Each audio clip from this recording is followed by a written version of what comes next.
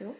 Bonjour tout le monde, je crois que ça y est, on est en live, on est super heureux de vous retrouver encore, il fait beau, il commence à faire un petit peu chaud là, c'est cool, ça sent le printemps. Et ça fait bien du bien. Ça fait bien du bien, ça fait du bien, du bien. Ça fait doublement du bien. Ça fait doublement du bien, surtout quand on est fatigué. On retrouve Eve, notre formatrice pour aujourd'hui, donc en discipline positive. Bon, on fait un petit rappel pour tous ceux qui ne savent pas encore ce que c'est que la discipline positive. Ouais, alors la discipline positive, c'est une méthode éducative qui émerge des États-Unis et qui est fondée sur la fermeté, la bienveillance et l'encouragement. Et je crois que ça tombe bien. Et ça tombe super bien. On a un sujet aujourd'hui, un sujet passionnant. Moi, j'adore. Évidemment pour nos enfants, mais aussi pour les parents que nous sommes. C'est un peu le sujet d'une vie. C'est comment bien encourager son enfant, mais s'encourager aussi soi-même finalement. Comment est-ce qu'on peut le récompenser? Comment éviter le chantage aussi? Donc c'est un sujet que j'adore. Donc évidemment, on va dire qu'encourager, c'est nécessaire d'encourager son enfant. Oui, c'est plus que nécessaire. On va voir ça. Alors du coup, pourquoi c'est nécessaire? Parce que l'encouragement, si on ouvre le dictionnaire Sandrine, eh ben on va retrouver le fameux bip. Le fameux bip. Exactement.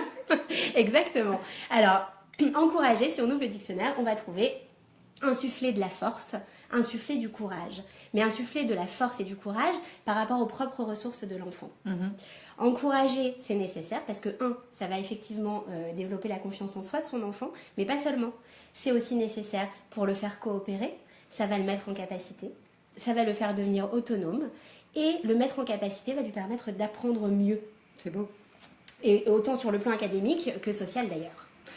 Je suis sûre que vous vont avoir beaucoup de questions sur justement la notion d'encouragement parce que on a toujours peur de tomber dans le chantage, on va y revenir, mais surtout donc faut pas hésiter à nous poser des questions et je suis sûre que vous en avez plein. Alors évidemment, parfois on peut trop encourager son enfant, on peut exercer sans le vouloir une certaine pression à travers ces encouragements, ça peut être extrêmement gênant. Si je prends par exemple l'exemple d'un papa qui dans l'appli nous a dit qu'il disait toujours à sa petite fille tu es belle, tu es belle, tu es belle. Alors c'est vrai que le papa c'est toujours avec sa petite princesse. Est-ce que le jour finalement où il va arrêter pour X raison, parce qu'elle sera juste ado et qu'il va arrêter de lui dire à un moment donné tu es belle ma fille, est-ce que évidemment ça risque d'avoir un impact sur cet enfant? Oui, alors je tiens à préciser quand même que le papa qui dit à sa fille tu es belle n'est pas en train de l'encourager mais de la complimenter. Oui, c'est vrai, c'est différent. C'est très différent. Et alors justement, sur quoi est fondée cette différence? Eh bien en fait, le compliment, c'est quelque chose de très valorisant narcissiquement, ça nous fait du bien. Je dis pas qu'il faille complètement l'éliminer de notre vocabulaire, mais avoir confiance de ses effets sur le long terme, c'est très important. L'encouragement, lui, n'est pas dans une valorisation narcissique, mais plutôt dans la transmission d'une confiance en soi. Alors, c'est quoi exactement la différence entre le compliment et l'encouragement? Le compliment, il va être fondé sur la personne, ce qu'elle est, ce qu'elle représente. Là où l'encouragement, lui, va être fondé sur ce qu'elle fait, sur une action, premièrement. Deuxièmement, le compliment va dépendre de l'autre. Je te fais un compliment à toi. L'encouragement, lui, va dépendre des propres ressources de la personne. C'est quelque chose, c'est un référentiel interne. Le compliment va être un jugement, une évaluation de quelque chose. D'accord? Enfin, d'une personne. Oui, je comprends. Là où l'encouragement, lui, va être descriptif. Donc on voit vraiment quelque chose de très différent, même si parfois on s'en mêle un peu les pinceaux. Oui, je suis en train de... d'ailleurs, ta question le prouve. Je suis en train... Tu m'emmènes les pinceaux? Non, tu m'emmènes pas les pinceaux, mais je veux dire par là que c'est vrai que complimenter, encourager, ouais, c'est un peu la même chose. Eh bien non, c'est très différent. Les effets sont absolument différents, je viens de vous l'expliquer. Et alors pour la pression, c'est ça? Oui, c'est exactement, c'est pour la pression. Le papa qui effectivement, alors c'est pas que pour la pression, mais le papa qui dit à sa fille en permanence tu es belle, etc. Effectivement, le jour où il disparaît, c'est ce que tu disais dans ta question, le jour où il disparaît, le compliment, pas le papa. Le compliment. Ah, j'ai parlé. Oui, pardon. Non, le papa reste aujourd'hui. On est un petit peu fatigués toutes les deux, hein, mais alors non, le papa reste, mais le compliment le jour où il disparaît, ou alors effectivement le jour où je pars de chez moi, parce que cette petite fille va grandir un jour, et puis son papa ne va pas vivre auprès d'elle toute sa vie. En tous les cas, eh bien, qu'est-ce qui se passera pour cette petite fille? Est-ce qu'elle va savoir s'auto-évaluer? Est-ce qu'elle va savoir s'auto-apprécier? Est-ce qu'elle va savoir s'auto-estimer? Est-ce qu'elle va être responsable d'elle-même finalement? j'ai un petit doute sur la question. Ouais, c'est difficile. C'est compliqué. C'est très difficile. Et donc, justement, forcément, ça porte un poids sur l'enfant. Oui, parce que, alors c'est vrai qu'on verra certains enfants qui refusent les compliments parfois. Et c'est assez symptomatique justement de cette pression qu'ils refusent. Et comme je vous le disais, le compliment implique que je porte moi un regard sur mon enfant et que la valeur personnelle de l'enfant va dépendre de mon regard et de mon opinion personnelle. Donc j'exerce une pression, j'exerce même une espèce d'autorité quelque part sur mon enfant, et un enfant qui refuse le compliment peut-être refuse finalement d'exister à travers le regard de l'autre, à travers le regard de mon parent. C'est compliqué, c'est compliqué. Alors d'abord je dis bonjour à Lilou, à Marie-Lélanie, c'est joli comme prénom, enfin voilà, à toutes celles et tous ceux qui nous suivent. Et on a une question de Lilou, enfin qui est plus une observation, mais je pense qu'elle a totalement raison. Elle dit: le fait d'encourager régulièrement ne rend-il pas l'enfant dépendant? Et du coup j'ai peur qu'il devienne paresseux à long terme. Alors, encore une fois, j'invite cette maman à se questionner sur est-ce qu'elle est en train d'encourager ou est-ce qu'elle est en train de complimenter. C'est tout à fait différent, on vient de l'expliquer. Encourager un enfant en permanence, on le verra probablement plus tard dans le détail, mais encourager un enfant en permanence ne peut que le mettre en capacité, ne peut que répondre à ses besoins au quotidien. Le complimenter, c'est différent. Donc, quelle est vraiment la question de cette maman? Qu'est-ce qu'elle envisage qu'est-ce qu'elle dit par compliment, par encouragement, pardon. C'est important de distinguer les deux. C'est vrai, t'as entièrement raison. Alors ça veut dire qu'il faudrait quasiment avoir un petit bip dans sa tête. Est-ce que, ouais. Par exemple, quand ton enfant revient et qui dit voilà j'ai eu un A à mon exercice, généralement on dit oui, je suis fière de toi. On va y revenir justement là-dessus. Mais compliment, ce serait par exemple de dire tu es intelligent ou ce genre de choses. Par exemple, voilà. C'est pas... Tu réponds exactement bravo, tu as bien appris ta leçon, Sandrine. Oui, tu réponds exactement à ce qu'on expliquait, compliment versus encouragement. Ouais. C'est-à-dire que le compliment, là, tu es intelligent, je porte un jugement sur l'enfant lui-même, sur ce qu'il est. C'est moi qui porte le jugement sur ce qu'il est, donc c'est un référentiel externe. Et on n'est pas du tout dans la description, on est complètement dans le jugement. Alors, on a justement parfois un petit peu trop l'impression d'encourager son enfant. Je vais te prendre un exemple que tout le monde connaît par cœur, qui me fait beaucoup rire. C'est par exemple quand ton enfant revient, la prunelle de tes yeux, ton petit amour et tout, revient avec un dessin. Et franchement, le dessin, il n'est pas forcément merveilleux. Mais tu peux pas t'empêcher de lui dire oh, qu'est-ce qu'il est beau ton dessin, il est magnifique. Mais on sait que c'est pas très bien parce qu'on voit bien que le dessin est pas formidable. Mais on veut quand même le complimenter en disant que c'est extrêmement bien. Alors, il n'est pas formidable pour toi. C'est vrai. Hein? Alors, oui, justement, oui. Beaucoup de parents aujourd'hui pensent qu'encourager leurs enfants, ça signifie satisfaire leurs désirs. Ça signifie les surprotéger. Ça nous sollicite systématiquement, on se sent obligé un petit peu d'intervenir. Alors, je voudrais expliquer plusieurs choses par rapport à cela. Un enfant qui va venir et qui va nous demander notre avis sur son dessin, sur l'esthétique de son dessin, a peut-être besoin véritablement de notre avis, véritablement de notre regard, d'une part. Et le fait de lui dire réellement ce qu'on en pense, d'abord ça implique qu'on est sincère. Et est-ce que la sincérité n'est pas une compétence qu'on souhaite transmettre à nos enfants pour l'interrogation? Et alors le fait de l'incarner, encore mieux. Voilà, on est garant de Bien cela, sûr. On est garant de cette transmission. C'est une première chose. Ensuite, si on ne veut pas vexer notre enfant, parce que effectivement, notre propre opinion sur ce dessin, eh bien, c'est que ce dessin, je le trouve pas beau finalement. Alors, on est de toute façon dans un jugement.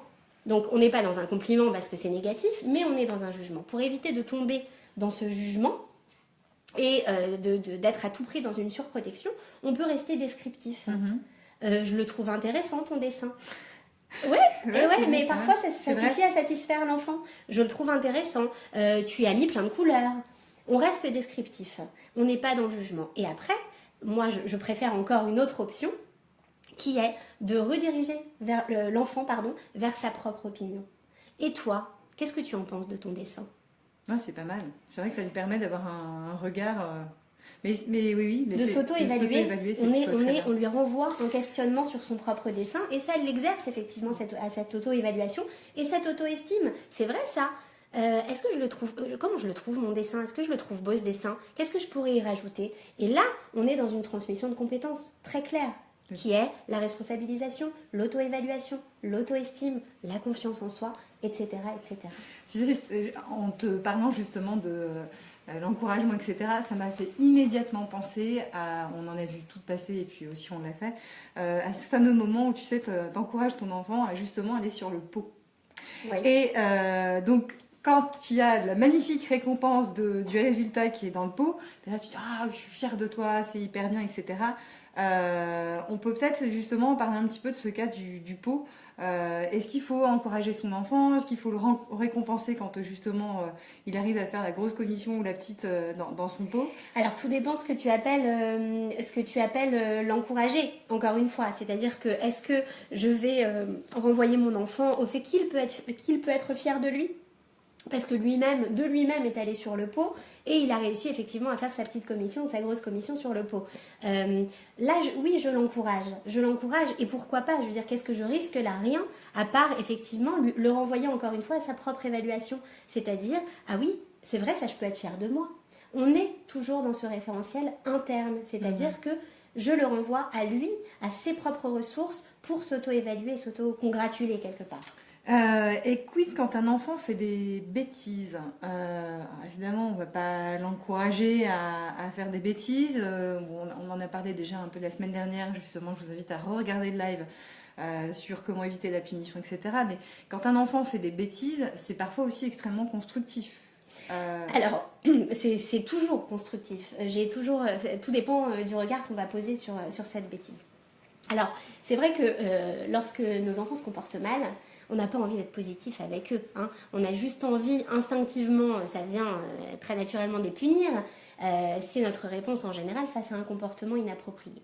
Sauf qu'un enfant qui est en train de faire une bêtise, on en avait parlé lors de notre premier live, il est en train de vous dire « Oh, je veux appartenir !»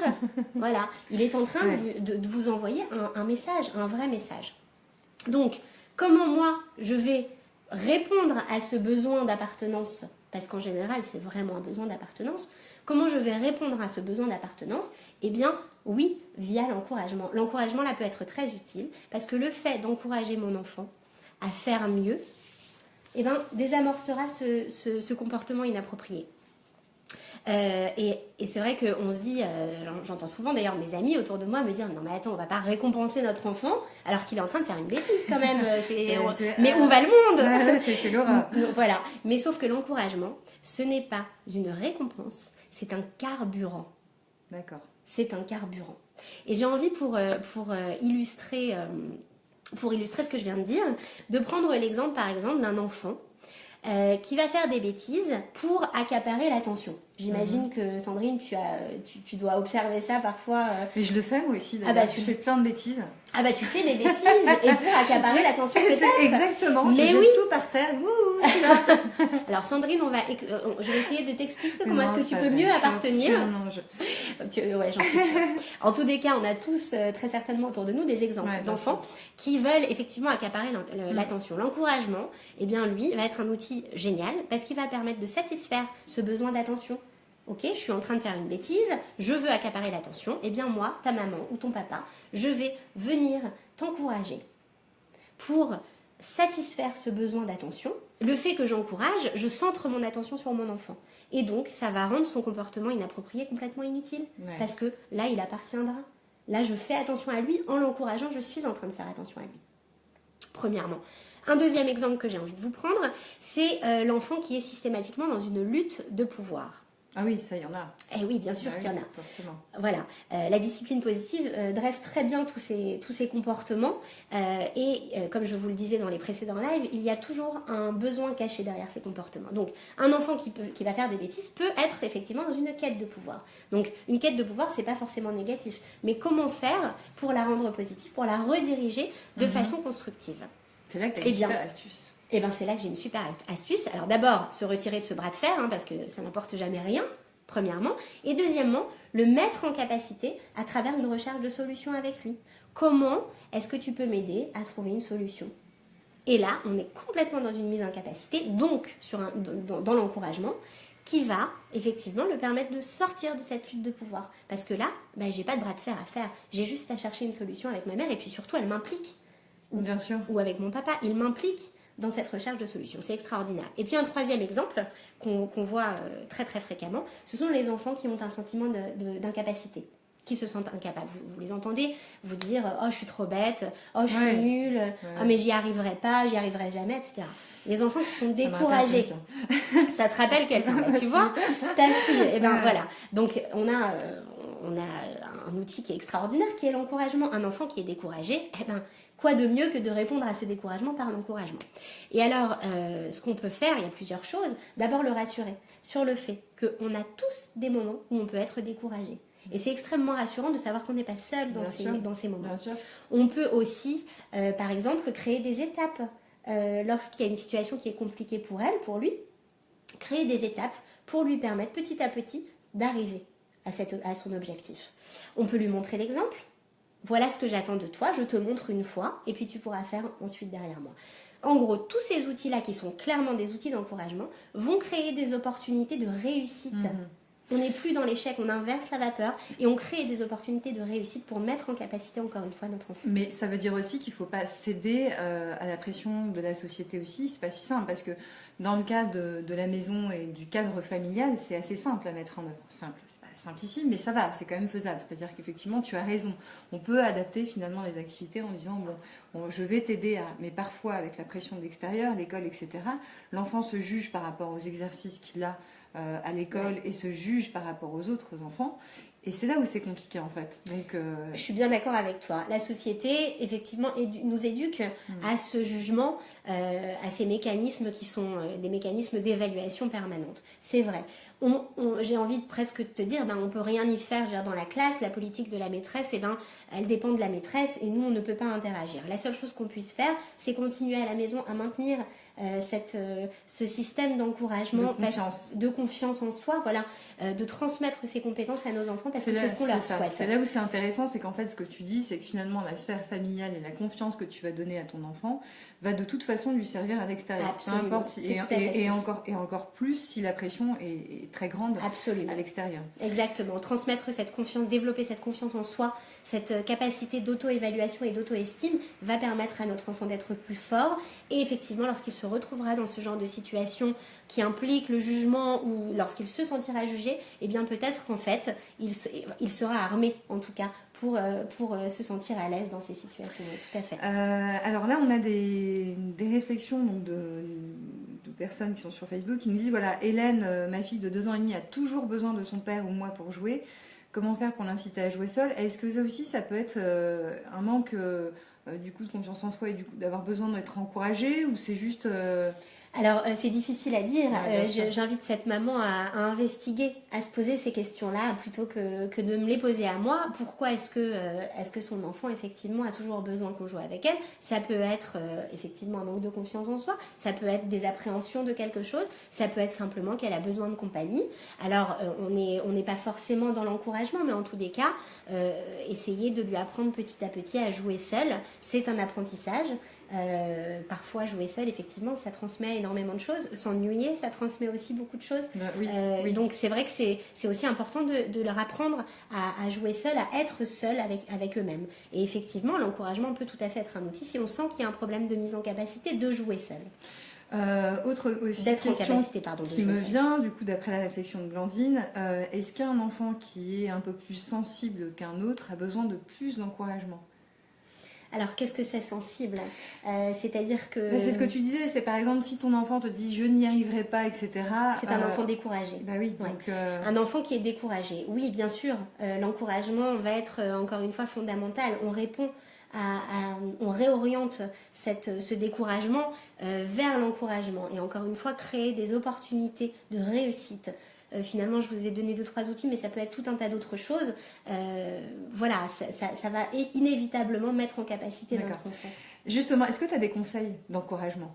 Il n'y a pas d'encouragement type, mais il y a peut-être quand même des petites lignes que tu peux nous donner. Alors des phrases, tu veux dire? Des phrases, oui, bien sûr. Alors j'en ai plusieurs. Des phrases qu'on peut accrocher partout. Et tu sais que moi, je le fais. Je mets des petits post-it à ma fille autour de son lit. Et je vous le conseille, par exemple, elle a des problèmes d'endormissement. Ouais. Je lui dis, mais ne t'inquiète pas, tu vas y arriver, ça va venir. Et en fait, elle m'a dit, là récemment, elle partait en vacances sans moi, elle m'a dit, il faut absolument que tu me fasses tes petits post-it parce que ça me rassure énormément. Et qu'est-ce que tu y mets sur ces petits post-it? Ben, ce que je viens de dire, je dis, tu vas y arriver, vas y arriver, tu vas d'accord, des t'endormir, phrases j'ai d'encouragement. confiance en toi. Voilà. C'est beau. Et elle adore, elle a adoré, donc si je peux vous aider, elle a adoré. Ça lui permet peut-être à glisser aussi dans le cartable parfois quand l'enfant se sent un peu... C'est un excellent, c'est une très bonne idée. Voilà. Tu es créative. Je suis impressionnée. Je suis créative. Et toi, tu vas avoir des bonnes phrases justement pour que je vais les... Ah ben voilà, les mettre donc sur mes je t'invite post-it. à le noter tout de suite Alors, sur c'est tes bon. post-it. Je Alors, note. on peut par exemple dire à notre enfant, tu peux être fier de toi. Ouais. Je suis curieux de voir comment est-ce que tu vas résoudre ce problème. Alors, excuse-moi, j'aime pas te couper, mais tu peux être fière de toi. Ouais. C'est mieux que je suis fière de toi. Ah bah oui. Alors pourquoi? Quelle est la différence, Sandrine? Eh ben, tu peux être fière de toi. En fait, tu l'investis dans la mission. C'est lui qui a fait l'action. Absolument. Je suis fière de toi, c'est que tu émets un jugement et que tu... Exactement. Donc ce que tu viens de Ouais. dire, Mais je on suis dit fière tout ça. de toi, on est dans un référentiel externe, c'est-à-dire dans le compliment, dans le registre du compliment.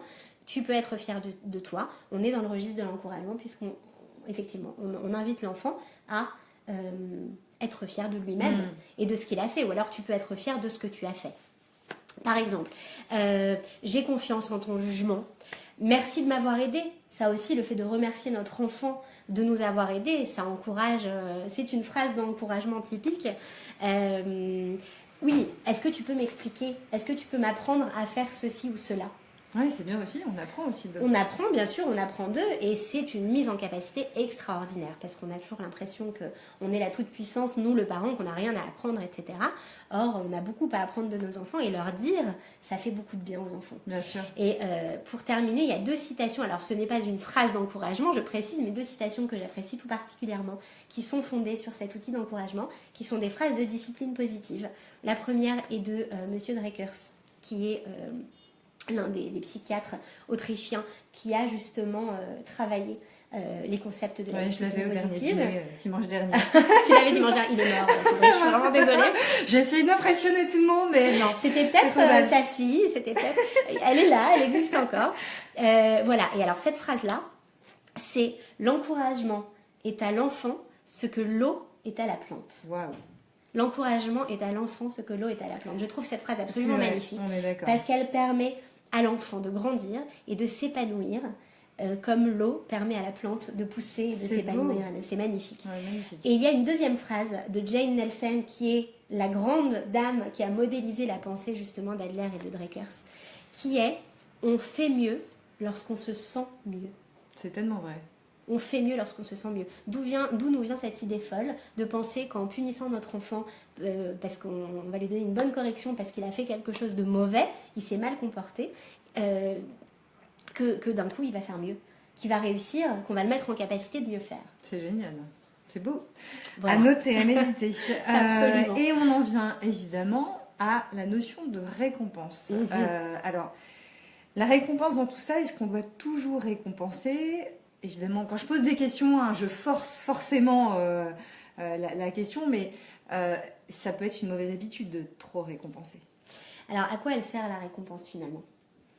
Bah, féliciter, je pense, quelque part, à dire c'est bien, tu as un bon comportement, je crois. Hein, moi, Elle sert à encourager effectivement les bons comportements. Mais elle sert à encourager les bons comportements de la même manière que la punition va venir sanctionner les mauvais. Dans les 2 cas, l'adulte est le seul maître à bord.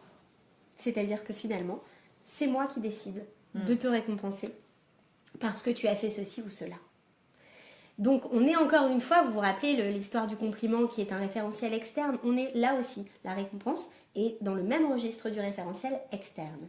Donc, le jour où je disparais, alors je disparais, où la récompense disparaît, bien sûr. eh bien, qu'est-ce qui se passe ? Est-ce que réellement j'aurais éduqué mon enfant à s'auto-responsabiliser, à s'auto-estimer, à s'auto-évaluer ? Non, je ne crois pas. Je vais vous raconter une petite histoire. Une petite expérience qui a été faite, une vraie expérience, hein, qui a été menée aux États-Unis sur un groupe d'enfants. On a divisé le groupe d'enfants en 2. Il y avait le groupe A, il y avait le groupe B. Le groupe A, on lui a demandé de faire un dessin. De faire un dessin. Donc ils ont fait leur dessin.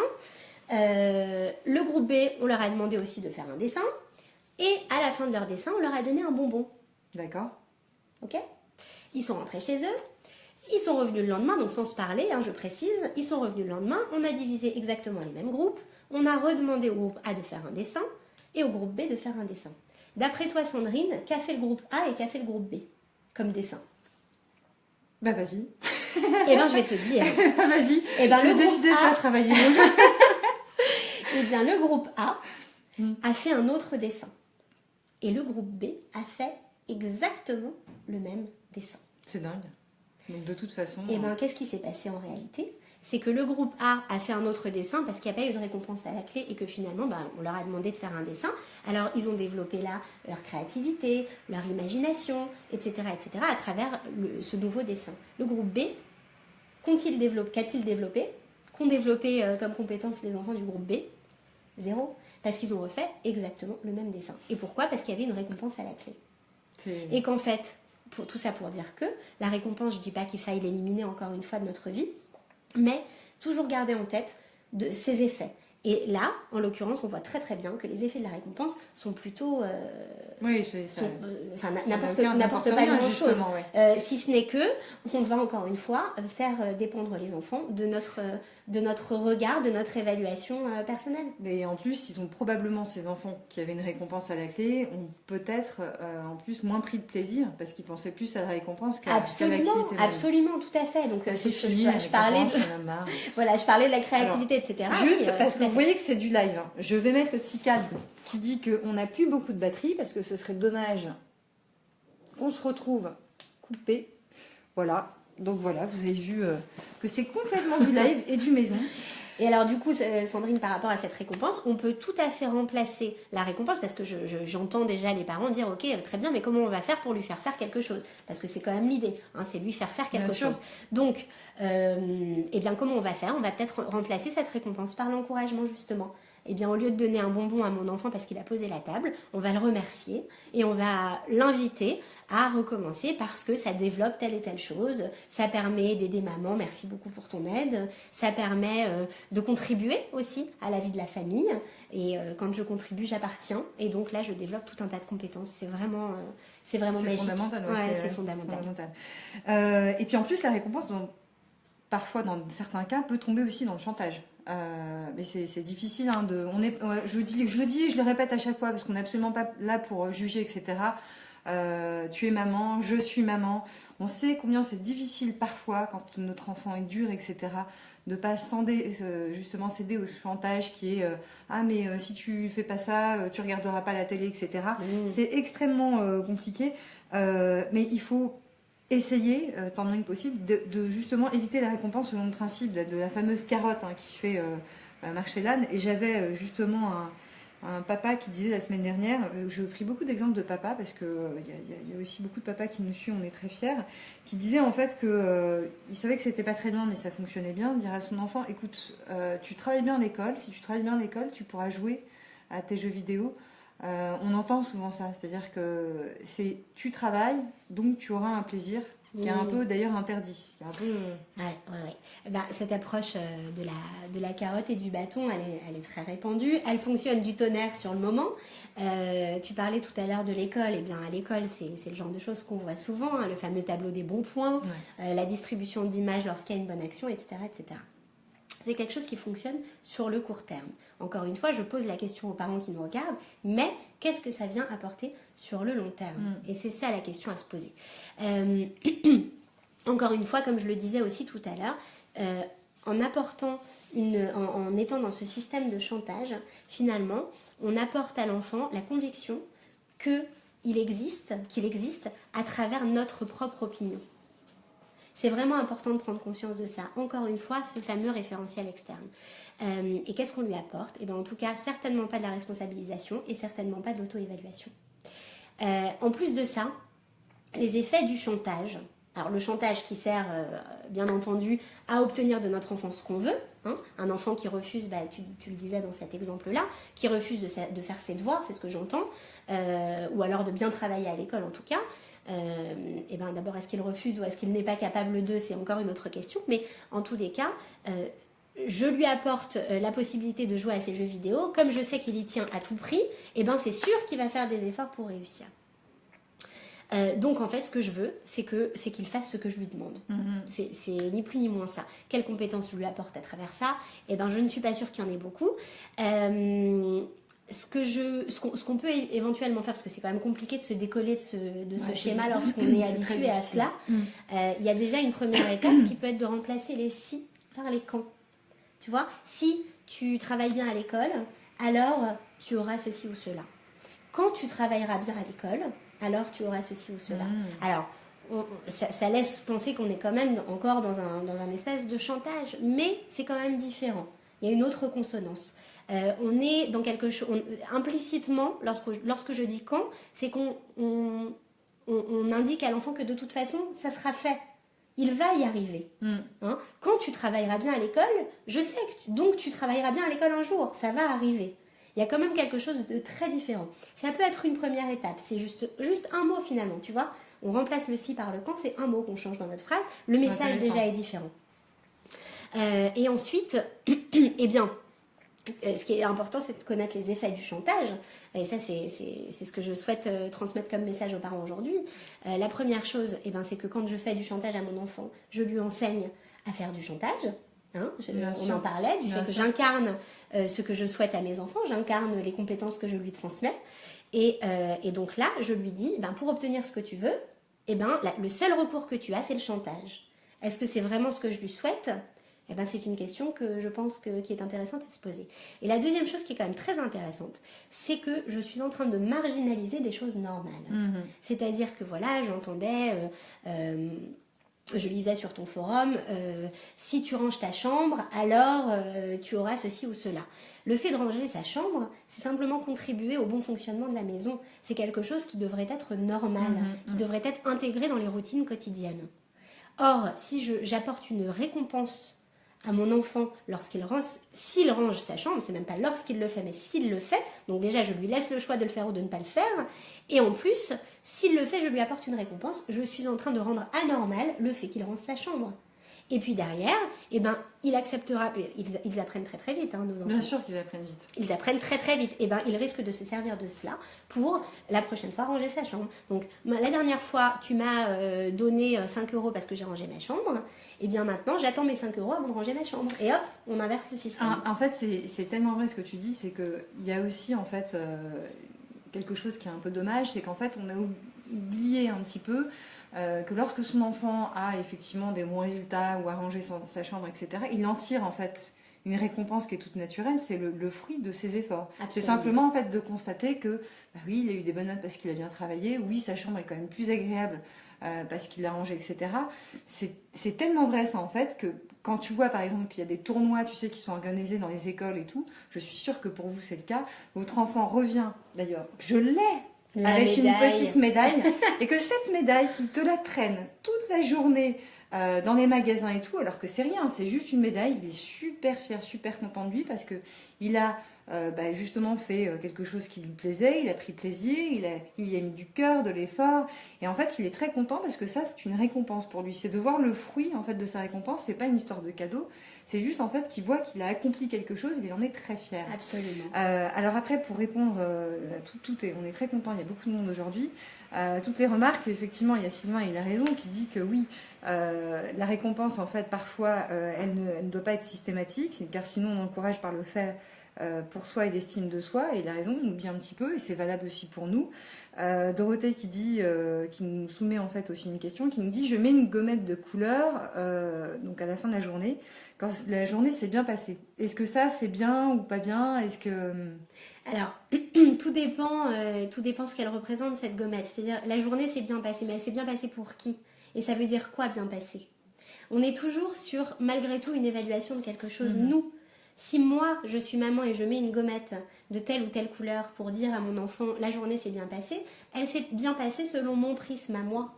Bien sûr. Donc, on est toujours sur, malgré tout, un jugement. Alors, je dis pas, il n'y a rien de grave. On peut tout à fait décider de mettre une gommette et il va rien se passer de terrible.